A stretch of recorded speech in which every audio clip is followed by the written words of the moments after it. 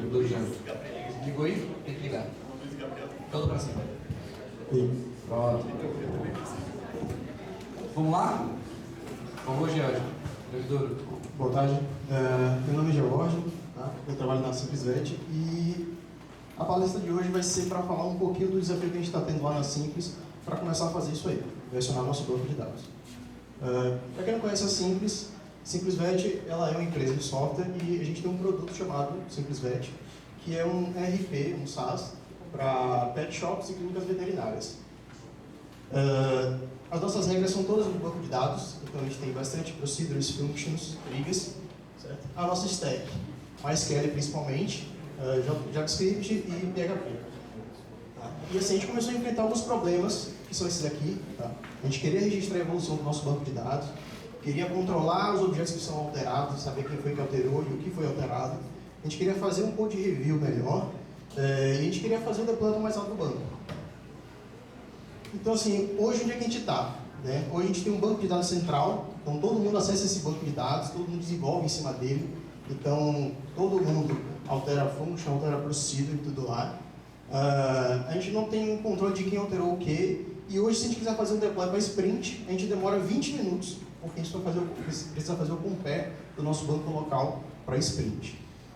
E o cenário que a gente quer chegar é esse aqui. Cada dev com sua instância do banco de dados, evolução via migrations, objetos versionados via Git e deploy automatizado do nosso banco de dados. E aí a gente começou a pensar como é que a gente pode resolver isso. O primeiro ponto é portabilidade. Então a gente falou, cara, se a gente quiser fazer esse processo, cada um tem que ter a sua instância para ninguém ficar mexendo no brinquedo do outro. Tá? Então assim, tenha ambientes independentes.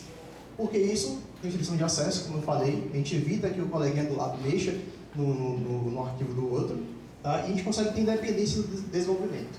Hoje, se por algum motivo a energia da empresa cair, ninguém trabalha, e a gente fica perdido porque só tem um servidor lá.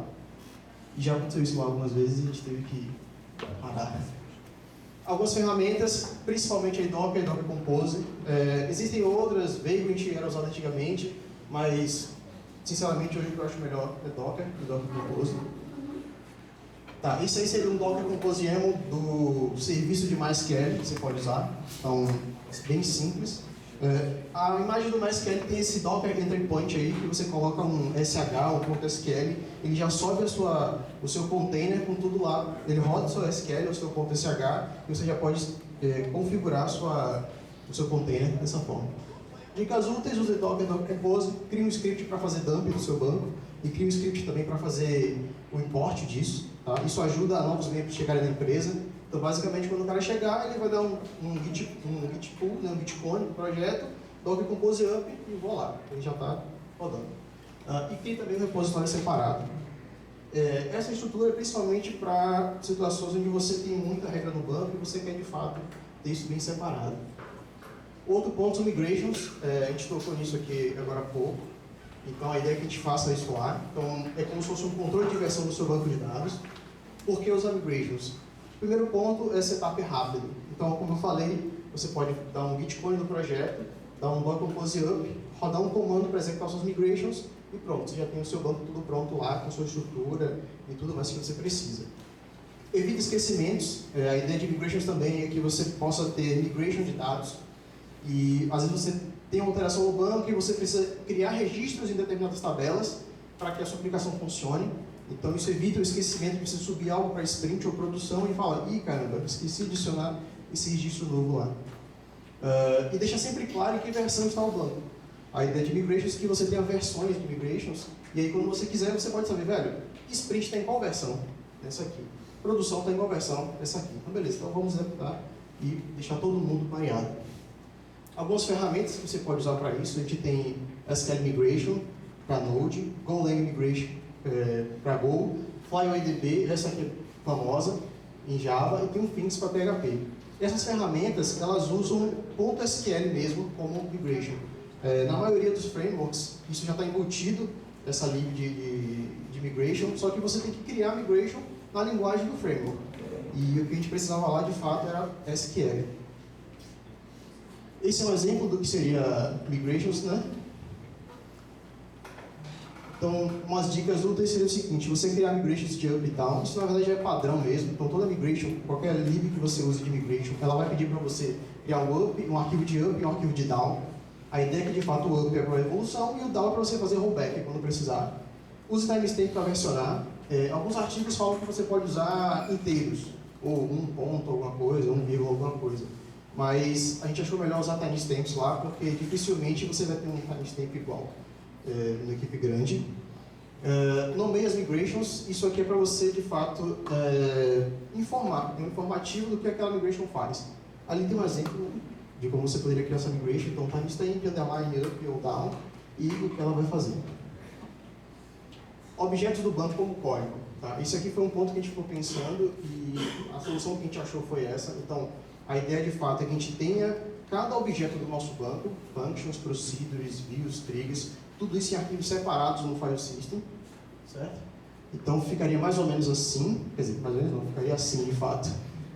Então, eu tenho aqui uma estrutura de functions, procedures, cada um no seu arquivo separado, certo? E aí eu consigo versionar isso com o próprio Git, dessa forma.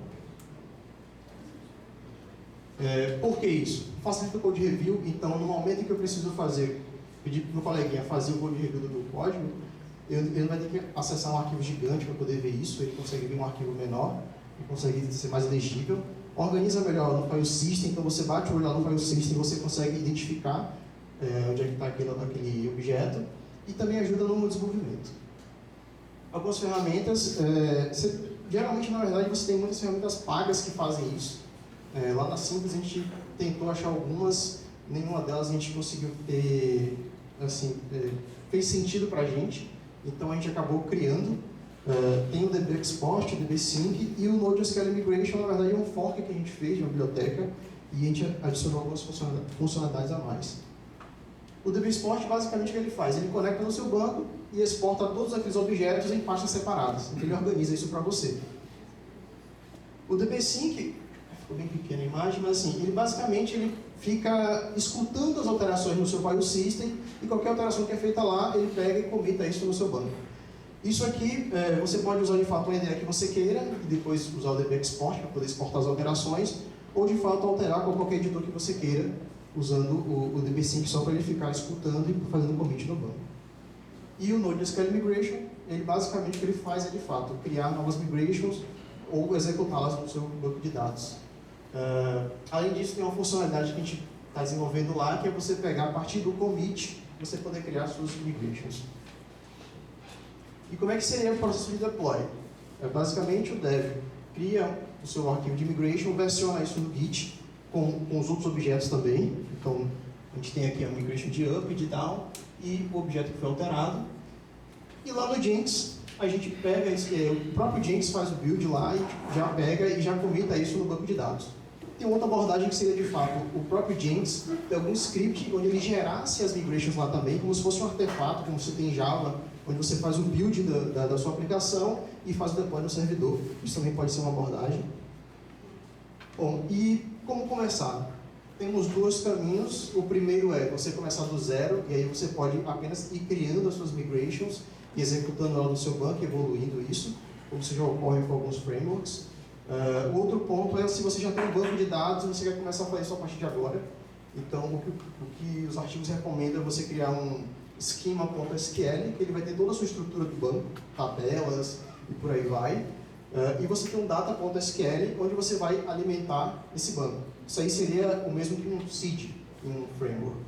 E depois disso você faz os patches de evolução, que de fato são as migrations. Ok, e na Simples, como é que está funcionando hoje? Bom, lá na Simples, a gente já tem, cada dev tem a sua instância de banco. A gente ainda não está fazendo versionamento, atualizando o banco com migrations, mas a gente já tem os objetos versionados via Git, então hoje a gente já consegue fazer o code review de uma forma bem melhor, e a gente ainda não faz deploy automatizado. Esse cenário aqui, especificamente, não está na empresa toda, isso está apenas em uma frente, que é a frente onde eu trabalho, a frente de novas funcionalidades. A gente é responsável por evoluir o software, né? Então a gente está começando a implantar isso lá primeiro, para depois a gente compartilhar isso com as outras equipes de trabalho. E é isso aí. Obrigado.